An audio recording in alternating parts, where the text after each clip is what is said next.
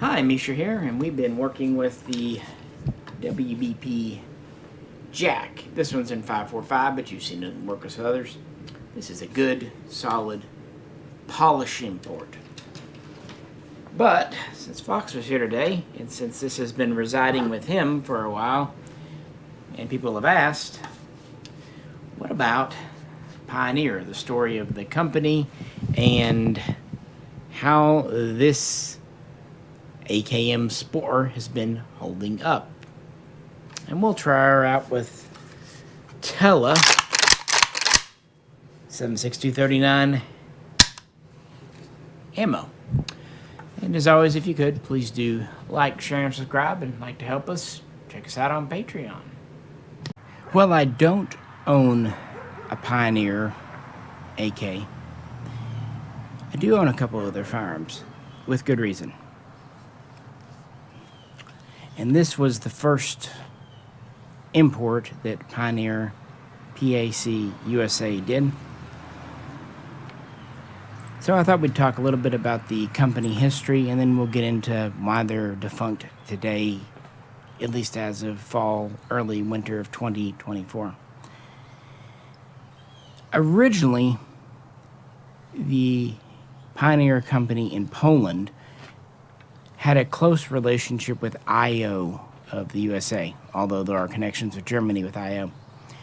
And Pioneer kind of played a bit of a fast one on us because they said made in Radom, Poland. 100% true. Radom is a town, though, not a factory. But when you say Radom, people think of the factory, FB Radom, Circle 11. And to be fair, at least some of the facilities, some of the things that Pioneer has in Poland once belonged to what we think of as FB Radom, although it's kind of leftover stuff from the Com Block era. But according to FB themselves, who we restructured around 2000, all that Pioneer got from them were the buildings, that they were empty, no tooling, no machinery, no blueprints.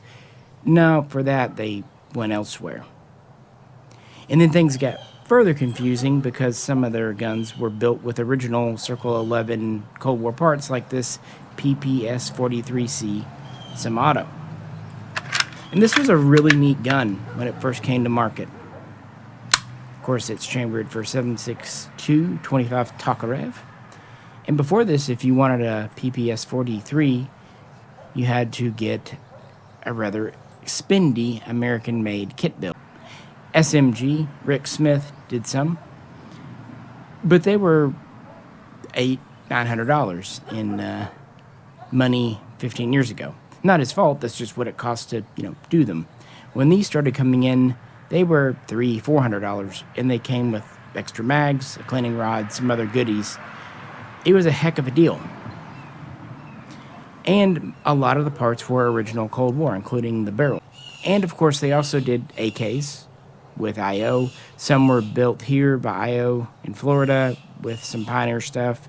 Eventually we would get imports, the AKM Sporter. That was the whole deal with, and the Hellputt pistol. But the partnership between Pioneer, Poland, and IO broke down about a decade ago, because that's the nature of imports. When you have a foreign factory, when you have to transport across the seas, when you have a foreign government and the domestic government, and then you have a domestic partner, the importer here, eventually one of those links will break in that chain. And that's what happened with Pioneer and IO. So this is not the first time these guns have stopped coming in. Backed by Pioneer demand, it's the PAC with Tella ammo, so we're really doubling up this day. Hopefully my fingers don't blow up. Here we go, Pioneer. Oh boy, I love this gun.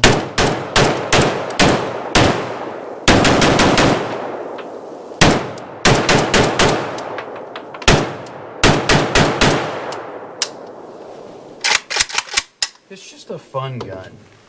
It was that tree over there I threw this thing into.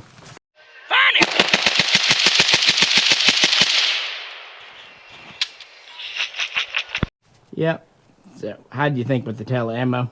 I think it's really good. I like this gun. I beat the hell out of it. A lot of it's not on video where I beat the hell out of it, but honestly, this is kind of my Coyote gun. I keep it in my side-by-side and beat it up, and it runs just fine. Matter of fact, I used sunscreen the last time I lubed it up. But the ammo run wonderful. I think that ammo was a match made in heaven for this gun. I know folks will ask, do you have a round count? I'm probably up to 4,000 now. Okay, cool. Yep. Let me hop behind it and try that Tella. You bet. All right, let me give her a go.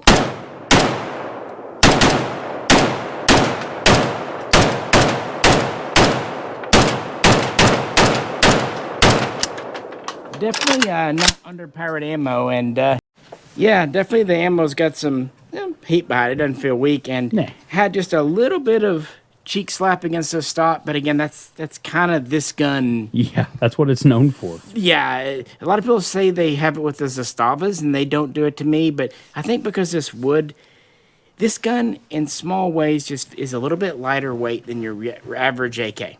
Mm-hmm. Just a little, like the safeties, a little bit thinner metal, the top cover, and the wood. Let's be honest, the wood's not the highest quality. Nah. So it's, and I think that just kind of, because it definitely has more of a front heaviness to it, even with the fixed stock on. But no, it ran fine, and it is nice just to have a beater AK. In fact, once upon a time, all AKs were kind of beater AKs. No kidding. I miss those days. Yep.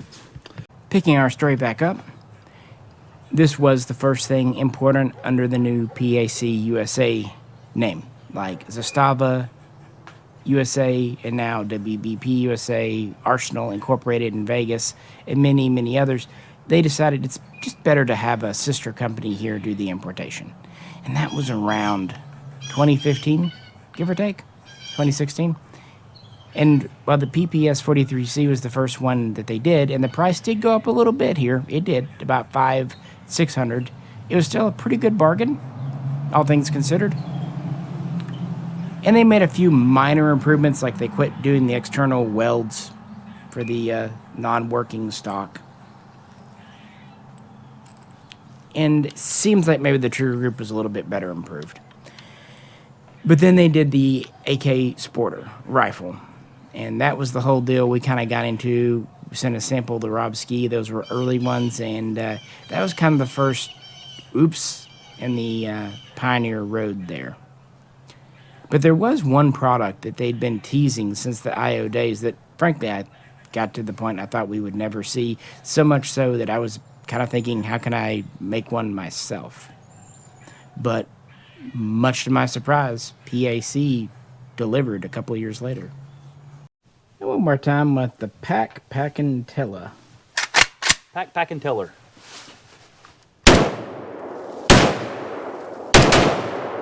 Knocking my ear pro off.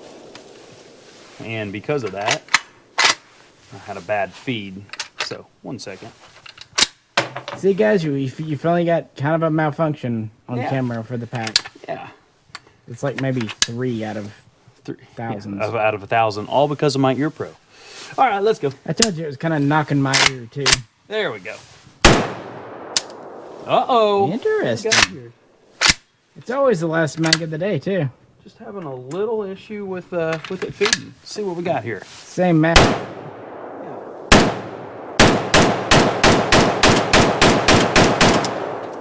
I think I got some bad news. It actually might be time to clean that. So that initial impression with the PAC-USA imported AKs wasn't all that great for us. But they were still using cast trunnions, other components. And while we didn't exactly have the best words then, they did obviously get enough feedback from people that they made some corrections, and so they kind of introduced the third generation, if you want to call it that, with a forged trunnion and some other improved parts.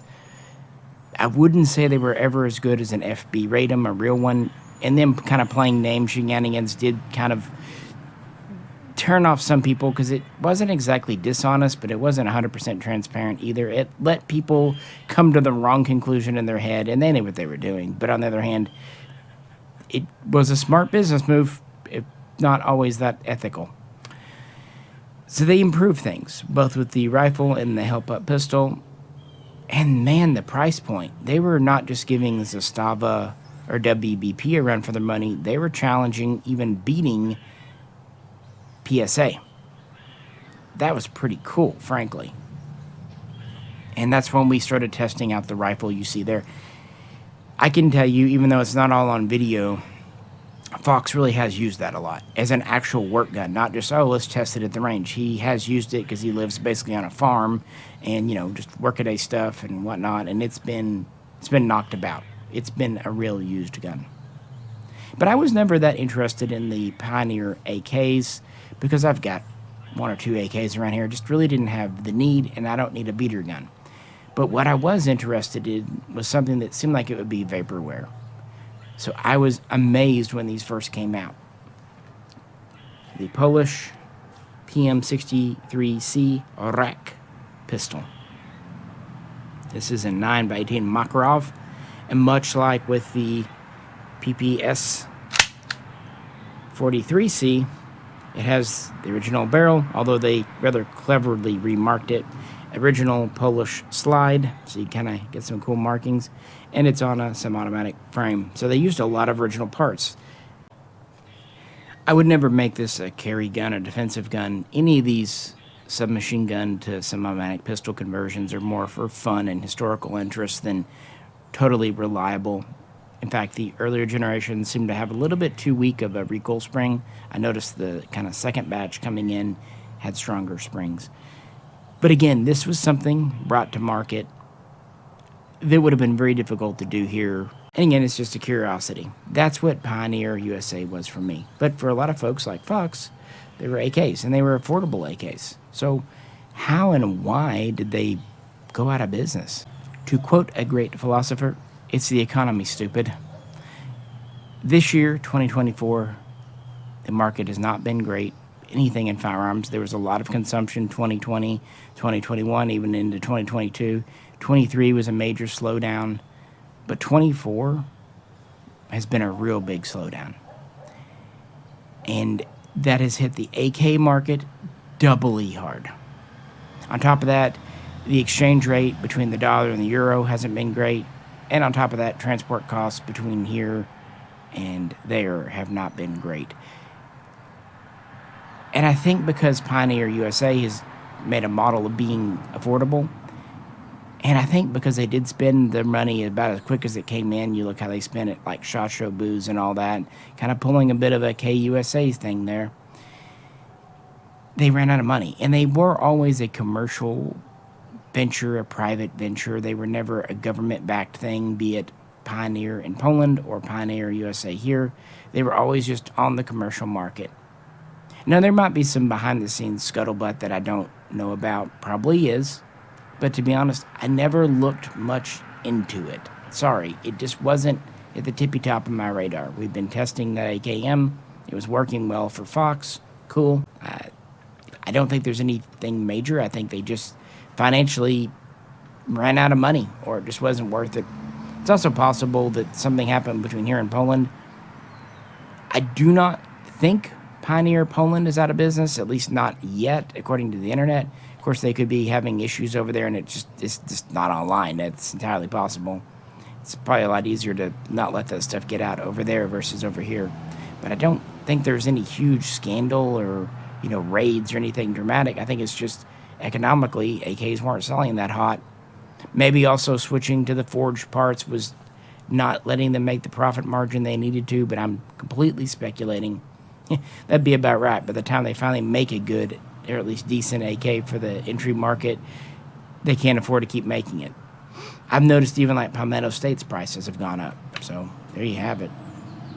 As I said earlier, this wood's not fantastic. But it's also been used as a baseball bat multiple times. Yeah, like the grip's a little wiggly wobbly. Yeah. Let's see about the top cover. It's fine. Safety. But as you saw, it was starting to kind of jam there towards the end. And it's hard to say if it was ammo or user related. So with that, let's pop the top. This is already pretty gunky coming out. It's a recoil spring. It does recoil spring things. Let you look in there for what we got. It's surprisingly, amazingly clean. And I'm telling you, I wanted this gun to break. Every day I get it out, I want it to break. And then I've realized it's really clean. I used sunscreen the last time I lubed it. Don't believe me? It's on video somewhere. Yeah.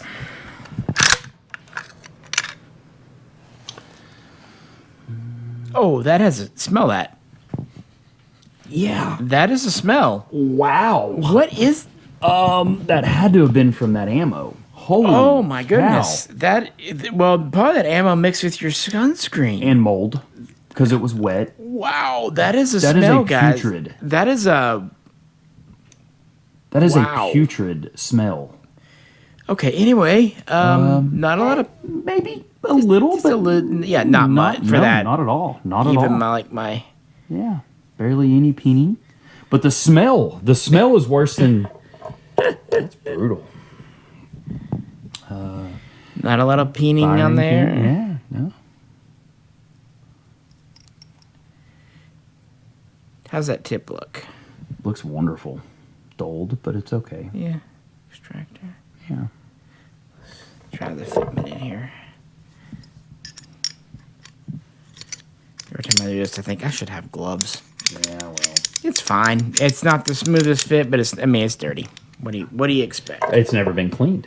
Ever. That's kind of the purpose. Yeah. That's kind of the point. All right, let's look in here. Yeah, no dings, no dangs. Have you looked in the bore at all? No. Yeah, I mean, yeah, it's a nitrate Yeah. barrel. I mean, it's an AK. You can tell how much it's been abused because the wood furniture, each piece is a different color. Like the gas top handguard part is like a green. Everything's just Yeah, it's just working is what it is. I know there have been reports online about around 4,000 rounds. People have had major parts breakages, and you're kind of right on that cusp, give or take a little bit. So you're right at that break point. People are reporting rivets. None of the rivets seem to be walking out.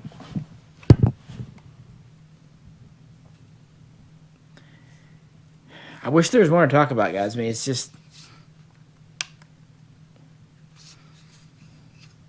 handguards are tight. I mean, yeah, you're seeing it. I mean, this has been with Fox. I haven't seen it myself, so I don't know, guys. Let's put the carrier in, see how travel is.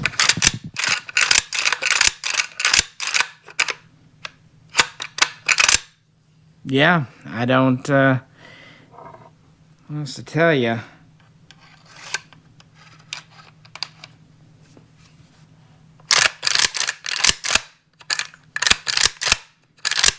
It's not even really want the rails in the back, which is more than I can say for some guns.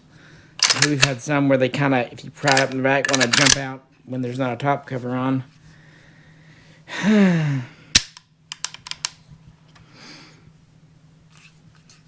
Alrighty, let's wrap this up.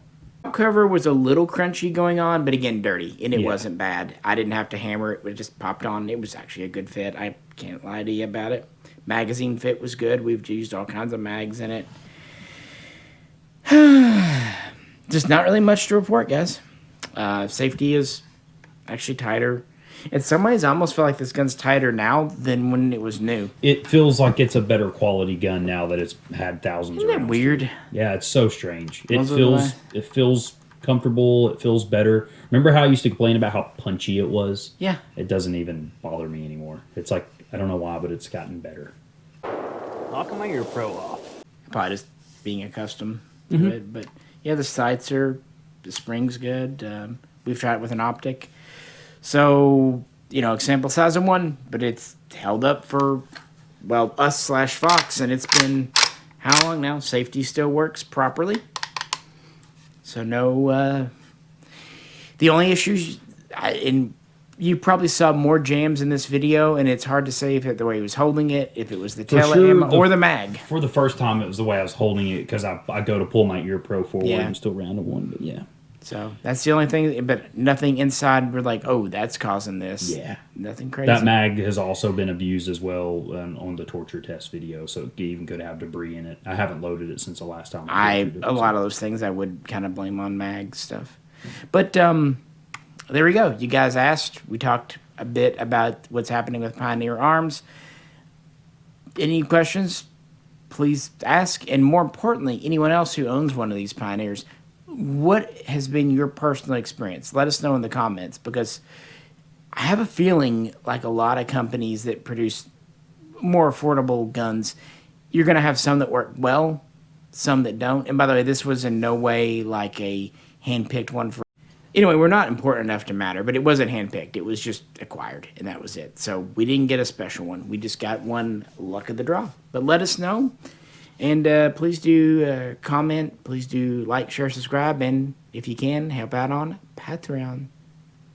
This is Misha. And also on behalf of Fox. See you next time. See you next time. Forgot something. Oh, okay. Catch. Oh, cool.